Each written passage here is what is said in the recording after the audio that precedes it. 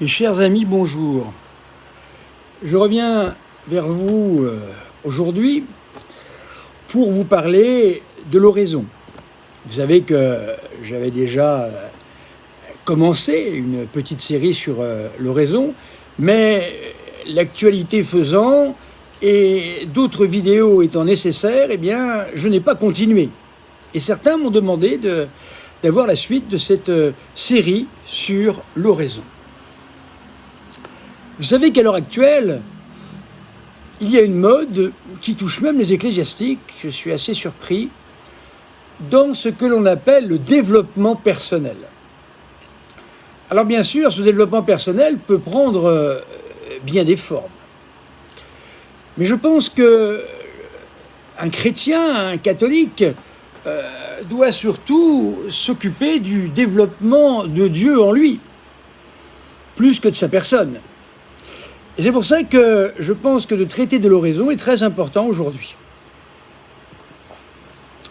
Je vais donc commencer cette petite causerie, on parlera ça comme ça, petite formation à l'oraison qui n'est autre que la présence de Dieu en nous et la présence de nous en Dieu.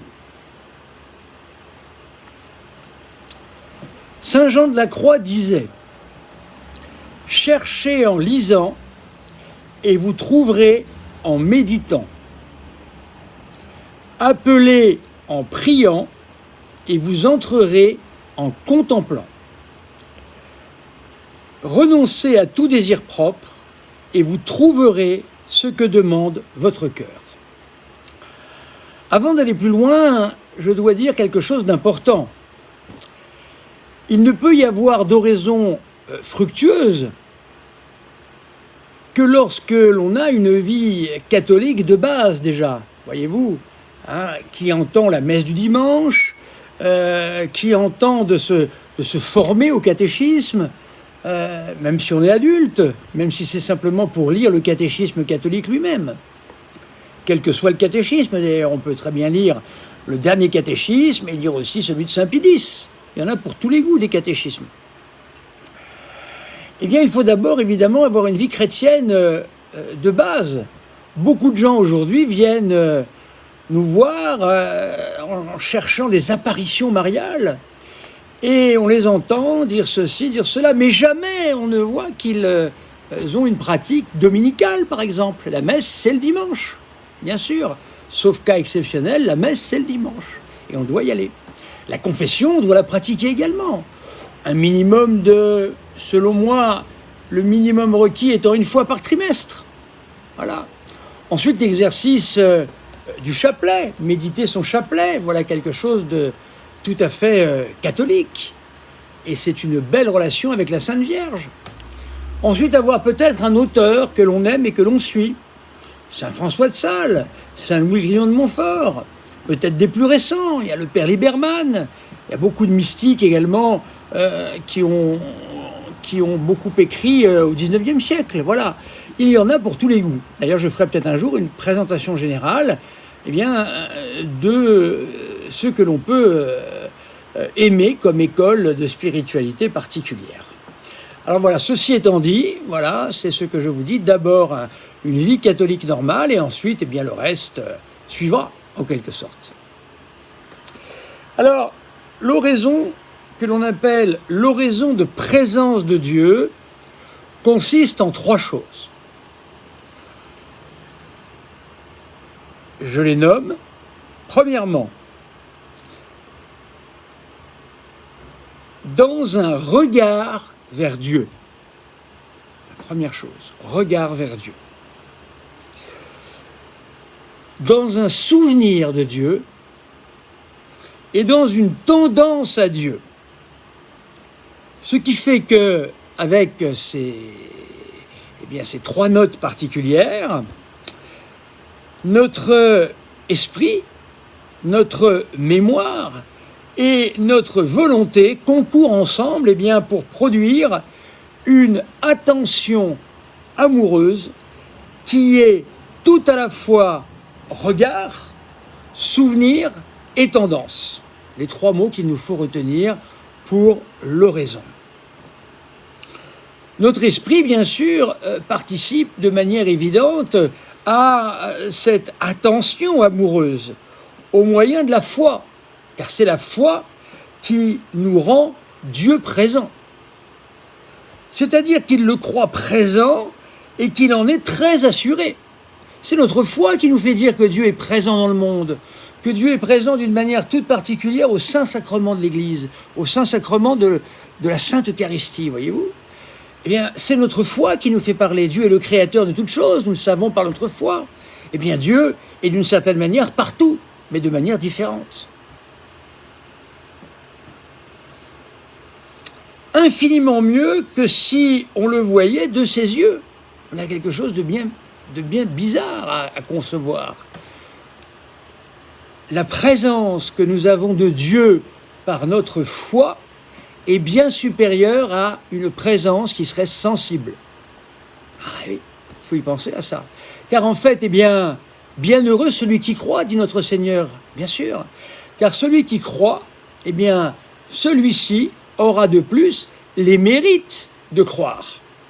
Celui qui voit n'a pas de mérite. Celui qui croit a des mérites.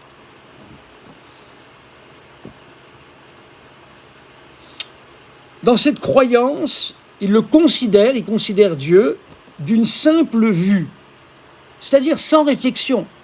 Ce que le curé d'Ars appelait être avisé de Dieu. Il y avait une anecdote très célèbre dans la vie du curé d'Ars.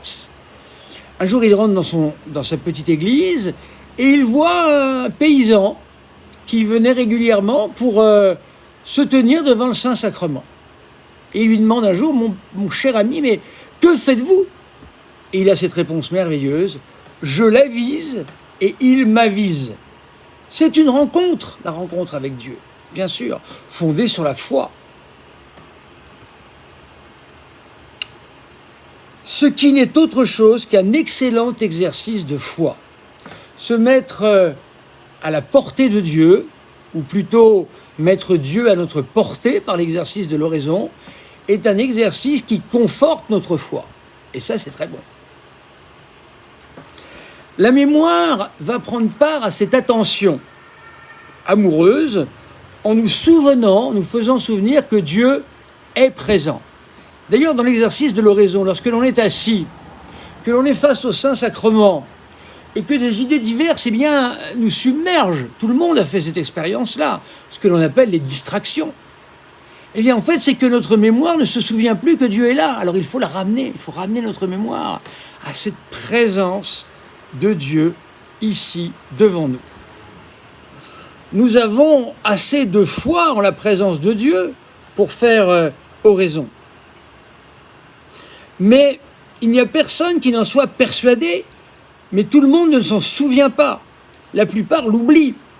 Nous rencontrons tous les jours des gens qui ont complètement oublié la présence de Dieu. Ils l'ont certainement parfois voulu, parfois ça ne les intéresse pas, voyez-vous. La présence de Dieu autour de nous, quel mystère! À tout moment, nous pouvons fermer les yeux et être avec Dieu. Eh oui, c'est l'inhabitation de la Sainte Trinité en nous. Dans cette oraison, on est dans la sainte pratique de s'en souvenir souvent, et même avec le temps dans la disposition de s'en souvenir toujours. Il y a une étape que l'on appelle le mariage mystique, que l'on peut trouver dans les châteaux de la vie intérieure de Sainte Thérèse d'Avila. Il y a une étape dans laquelle il y a un mariage mystique. Ah, qu'est-ce que cela ? En fait, c'est ça.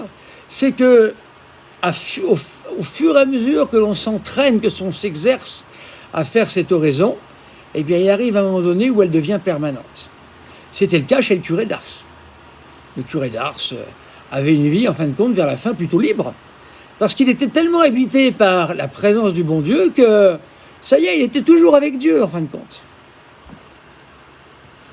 Ce regard et ce souvenir ne sont pas un regard et un souvenir froid et indifférent, mais au contraire plein d'amour.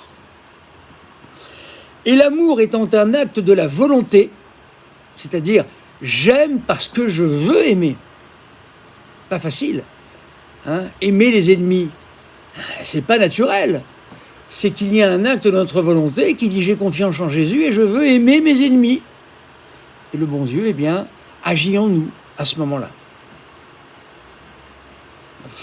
Donc, l'amour, qui est un acte de volonté, comme je viens de le dire, a conséquemment part à cette opération, à cette attention amoureuse, qui est ainsi une opération des trois puissances de notre âme. Dieu seul est l'objet propre de cette attention amoureuse. Dieu, ce sont les carmes qui ont cet adage, Dieu seul, c'est tout.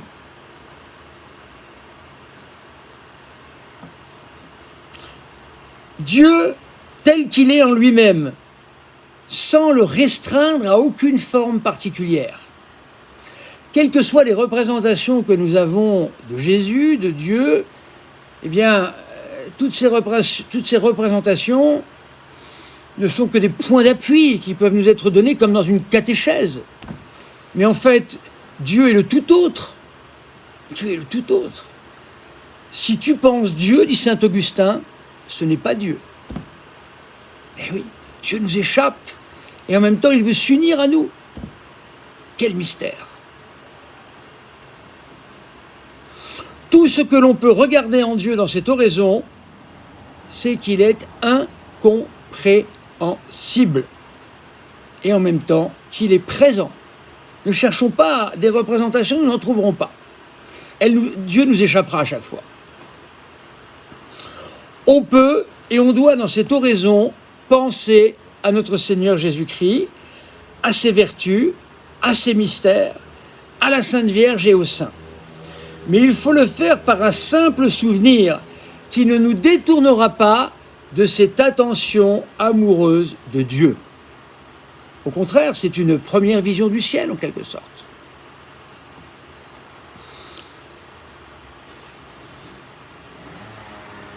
Il faut faire par un simple souvenir, eh bien, une attention amoureuse à Dieu. L'affermissent encore davantage. On peut ainsi faire quelques prières particulières, c'est possible pendant ce temps d'oraison, de telle sorte cependant qu'elles n'interrompent pas la tendance amoureuse à Dieu présent. C'est là la grande difficulté. Sainte Thérèse d'Avila parle de la présence des livres. Elle dit, eh bien, on peut venir avec un livre à l'oraison, mais le mieux, c'est de ne pas l'ouvrir. Sainte Thérèse d'Avila avait toujours un livre à la main pour aller à l'oraison, mais elle ne l'ouvrait pas. C'était en quelque sorte quelque chose qui allait la rassurer, voyez-vous. Donc mieux vaut ne pas lire pendant l'oraison, bien sûr, soit peut-être quelques lignes, mais attention de ne pas en faire un temps de lecture. Voici la règle sur ce sujet. Comme cette attention simple est un acte des plus excellents qu'on puisse faire, quand on ne sent dans l'exercice de cet acte, il n'en faut point faire d'autre. On est à Dieu, quoi qu'il se passe pendant ce temps. Renonçons à tout ce qui est sensible, car l'action qui se produit est beaucoup plus profonde que des notions sensibles. On ne sent rien, c'est normal. Dieu nous fait sentir des choses, Deo gratias, mais ce n'est pas l'habitude que Dieu se fasse sentir à nous de manière sensible.